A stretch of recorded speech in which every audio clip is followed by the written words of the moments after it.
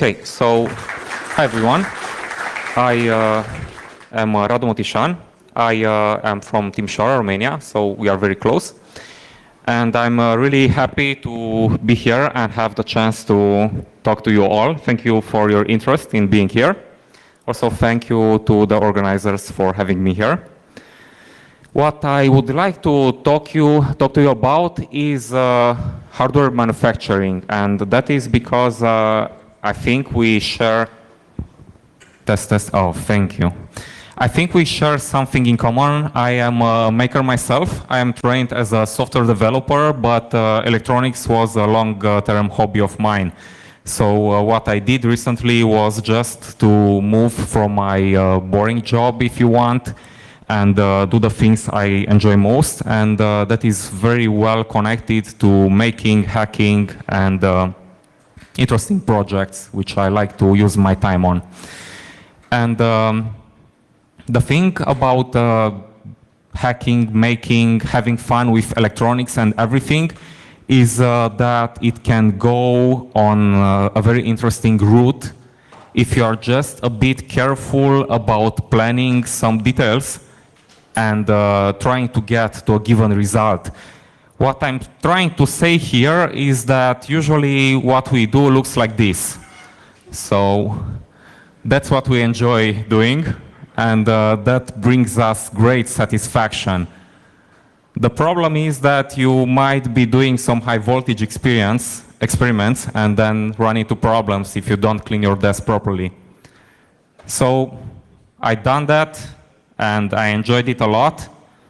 And some of my projects included lots of sparks, robots, and things like those. And you can still see some of that work on my blog. I still enjoy doing that. Unfortunately, time is a problem. And one thing I used to say to my friends is that we are all doing the wrong thing. We should actually quit our jobs and start thinking about building a time machine, because then we would solve all our problems. So after having a lot of fun with these interesting experiments, one day I decided to do a step further, and that was to take one of my projects, which was developed, like I've shown you previously, on the messy desk, and just try to put it to production. Why I did that was because I wanted to build a tool which is not useful just for myself, but also for others. But in that case, you can't just deliver a bunch of messy cables. So the trick here was to be a bit more organized, and this is how I managed to bring a toy developed in my free time as a hobby project to something approaching a product which could actually enter the market. And the challenge was tough, really. Like going into this direction and stopping the playtime and just trying to get more serious about the things I did was difficult, because there are so many aspects which need to be taken into consideration when you're trying to build your own hardware product. And one of the biggest challenges are related to the resources that you have. You know that for software it's a complicated thing to do, like you need to have all that architecture, all the organization of the code, and then all the testing in order to have something that works. For hardware is at least double the effort to get the result, because hardware exists in two dimensions. You also have the software. You need to have firmware for digital electronics. So you get the software development part there as well, but then for hardware you get all those testing related to interferences. You have an inductor which can actually just ruin your entire PCB, and then you need to start over. So things were good, because here's Dave holding one of the early products I was able to do, just playing and moving from my desk to something which I could actually put into production.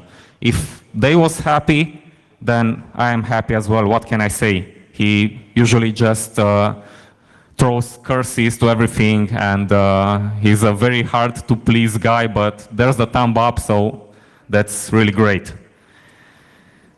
So, of course, the next thing was to scale up, and that means a single thing, volume.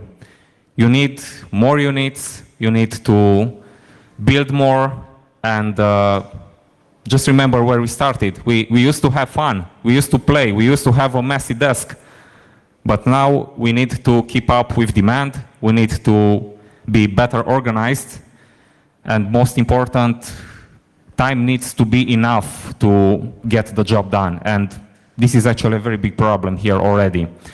Just to see those bunch of units there, just imagine how much time you would need to solder those by hand using SMD components. Just imagine how much time it takes to screw in all those 8 screws on the enclosure. So it really adds up. So when you just finished everything, you realize that you have an issue or the testing doesn't go good and you need to start over. So these are tough challenges. So what I did, and this is the thing I want to talk to you about, and really this is not a monologue.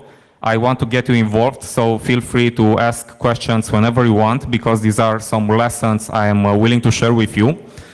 The next thing I did was just to go on Alibaba. It's that unfriendly site. Maybe you know AliExpress. I'm sure you know eBay from buying stuff. AliExpress is also a nice alternative. Then you have that Taobao. I never got my packages from there. Did anyone was able to be successful on Taobao? You need to tell me what I did wrong there, so I'm really curious to find out. A local forwarder. A local forwarder. Okay, so I missed that probably. So what I did with Alibaba was to try to get to the people I needed. Those included PCB manufacturers in the first place, but then I also needed companies doing aluminum processing. I wanted to have the products I was building put into aluminum enclosures. So for that, I needed various companies doing various things. But most important, I needed to find a way to put everything together, like having a central spot where everything is being centralized, to have someone that is able to assemble things, to test things, and just ship them to the destinations I was interested in. And this was a blessing, really. Doing this was probably the most important thing for this project, which actually started as me having fun in my spare time. Because I was able to find not one, but I think 3 companies doing aluminum manufacturing. And I had the chance to try 2 of them. Because in the first place, of course, just browsing Alibaba, it was like finding very many suppliers which said, yeah, we can do everything, come work with us, try us, we are the best, but actually not all of them are able to deliver what they promise. So it was important to test them. Then for the PCB manufacturing, there were also other companies that can do this part. Also assembling. So it's interesting to see that most of the companies just deliver the PCBs, but you can find a few that also do assembling. So no more soldering by hand. You can have the job done in China. And really, there is a big advantage here. Imagine you have to solder like 10 boards for a product you are working on. So everything is fine, you just follow the design, you have the soldering in place, and then comes the testing, where you see that like 3 of your boards fail for some unknown reason. Maybe it's a problem with the soldering, or maybe something unknown, something related to voodoo happening on your board, and the bloody board simply doesn't want to work. So what do? You just start testing it, you take out your oscilloscope, and you waste a lot of time just to find out that there is a small piece of copper somewhere just touching something, and that blows everything away. And you waste half a day on a board just to find that problem. That's not okay. And the advantage is that when you have a contract with a manufacturer, you pay for working boards. So it's their problem that they are having defects or problems in assembly. You get the thing you paid for and you waste no time. And this is this is really important, especially when you're trying to build something from the bottom up, because as you know, resources are limited, and you need to calculate everything very carefully if you are to get somewhere with it. And then, of course, it's important for your partner to be able to deliver quality that you can trust. Like you need to make your customers, if you want, or your partners, or the guys you're delivering to, happy about the product you're delivering. And this is a tough challenge, really. Personally, I never been to China, so that might be tricky, because you need someone to supervise what's happening there. It's a problem of trust, if you want. You need to either to be capable of trusting your partner, or to supervise it very closely. So I don't have an answer for you on this one. For me, it worked just fine. I was able to find a company, and things went well with those guys for like 2 years now. And I can say that I would continue to work with those guys as well. So do you have any questions on this mechanism going from Alibaba to actual people in China, and you would like to know something related to this more? How many units you have to make to start collaborating with them? That's a great question, because usually the quantity is quoted in numbers starting with 500 units and go up. But the guys I worked with and some others I found, because I tried to have some redundancy, I didn't play everything on one card. Well, I was able to find guys that agreed to work on quantities up to 100, and that was perfect. And also they, in some cases, agreed to offer test boards, like 10 or 20 of them. Of course, those are a bit more expensive, but nothing to compare with what I would get locally.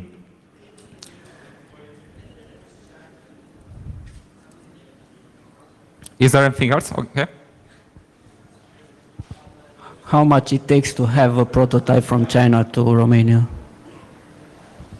So the prototype, I'm building it myself. I was able to do 2-layer boards using the hot iron. You know that method, the transferring toner and things like those. And that worked fine. There was that picture there where I told you that I was trying to do everything more standardized and just try to shape it into a product. That image there was actually a board which I was able to do myself. So the prototyping is local. That's very important. And then when you place the order, you just need to export your Gerber files and make sure you have no mistakes there, because there is no turning back. If there was a mistake, you will just throw them away. And it takes like 2 weeks to get the manufacturing done. Quantity is really not important here, like they have the machinery to cover big numbers. And then you could count the shipping back like 1 week. So it's a delay of like 3 weeks from the moment you click it on your computer and you get the actually goods delivered. But I don't know how things are here in Serbia, but in Romania we also have the customs office. And those guys love us a lot, because they always, but always delay with 1 extra week. No, it's not that really. They don't do that anymore, but it's enough that they are a big pain in the BIP. And okay, so what the problem here is, I was in Cluj, in one of the cities in Romania, and there was this topic on open innovation. It's a great topic nowadays. And open innovation was related to the thing that in this moment of time we are living, we have so little time for everything. So the idea is to try to speed up the development, to try to put creativity to work at a faster pace. So if you have an idea, to have everything you need to be able to get on the market. This was the topic. And one of the proposed solutions was to see the city, an entire city, as a playground. What does that mean? It means that if someone like me or you comes with a product, to find the trust to have your product accepted faster, Because if you don't do that, startups especially will have no chance to get the right point, because it takes so many certifications, it takes so much time, so many resources to actually get on the market on the traditional way. So this is a problem that stops progress, if you want. So the problem here is that it's great to have the city as a playground. Unfortunately, the customs office are so far away from this concept, really. So obstacles all around.